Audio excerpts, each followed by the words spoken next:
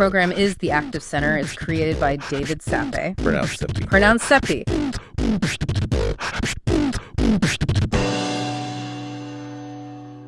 You know, we all know phones in the classroom are a problem, right? But what if I told you it's way more than just an annoyance? What if it's a huge economic crisis that's quietly draining our future? Today, we're going to look at classroom phones not as a discipline issue, but as a multi-trillion-dollar threat to the entire economy. Let's break down what this really costs. So let's just start with a simple question. We see these notifications pop up, hundreds of times a day? But what's the actual real-world price of a single buzz or a ping in the middle of a class? Believe it or not, when you add it all up, the cost isn't just a few points on a test.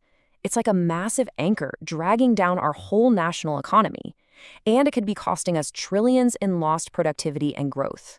I know, that's a staggering figure, so let's dig into how we even get there. To really wrap our heads around that massive number, we have to start small. I'm talking micro level. We're going to focus on a single student in a single classroom, because this is ground zero. This is where the damage begins. Okay, so the first big economic idea here is something called opportunity cost. It's pretty simple, actually. For every single minute a student spends scrolling on their phone, they're not just losing 60 seconds of class time. No, they're actively trading away valuable, irreplaceable learning for just a quick hit of digital distraction. That lost learning, that is the opportunity cost. In this trade-off, it's happening all the time. A wild 97% of teenagers use their phone during the school day. And we're not talking about a quick glance here. The average is 43 minutes a day. You have to think of the classroom as its own little economy, where attention is the most valuable currency.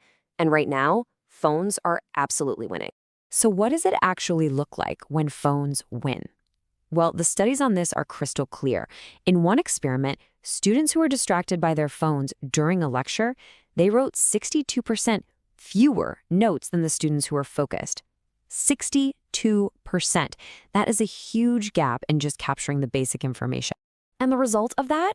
Well, those same students who took fewer notes, they ended up scoring a letter grade and a half lower on a test covering that exact material. I mean, that's not just a small dip. That's the difference between an A and a C, or maybe even between passing and failing. But the problem gets even worse when you think about the ripple effect from just one little distraction. Research shows it can take a student up to 20 minutes to fully get back into a state of deep focus after checking their phone. Now, think about that. In a typical 50-minute class, a single notification can pretty much wipe out almost half of the learning time. And here's the part that's really wild. You don't even have to be using the phone for it to hurt your performance. There's this phenomenon researchers called brain drain. Just having your smartphone on the desk, even if it's face down and on silent, it saps your cognitive resources. Part of your brain is constantly working in the background to not pick it up, which leaves less mental horsepower for actual learning. Okay, so let's zoom out a little bit. Let's see how this problem grows beyond just grades and test scores. The costs aren't just academic. There's this hidden systemic toll on student mental health and really on our entire education system. And hey, this isn't some judgment coming from adults. This is what teens are saying themselves. Half of all teenagers feel like they're addicted to their phones. That tells you we're dealing with something much bigger than just a bad habit. It's a really powerful behavioral dependency that's literally rewiring how young brains work and seek reward. And the experts? They're sounding the alarm big time. Child psychiatrist Dr. Stephen Mandler points to the real-world consequences he's seeing every day in his practice. He says we're seeing shorter attention spans, actual delays in cognitive development, and, get this, more social isolation. How ironic is that for a device that's supposed to connect us?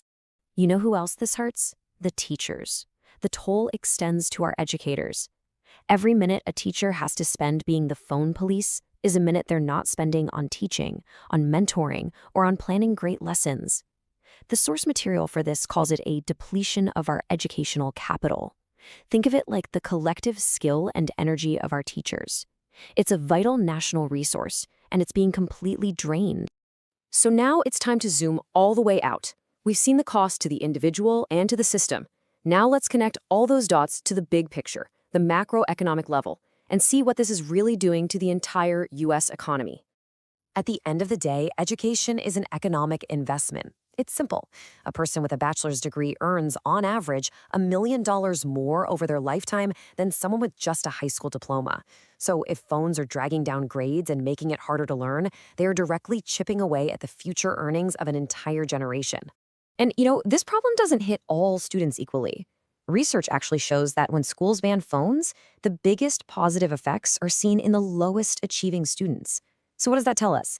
It means the constant distraction from phones is likely hurting these students the most, which just makes our already damaging national achievement gaps even wider. It's reinforcing inequality. And that brings us right back to that jaw-dropping number from the beginning. According to estimates from McKinsey Company, those national achievement gaps, they cost the US economy between $1 and $2 trillion every single year in lost GDP.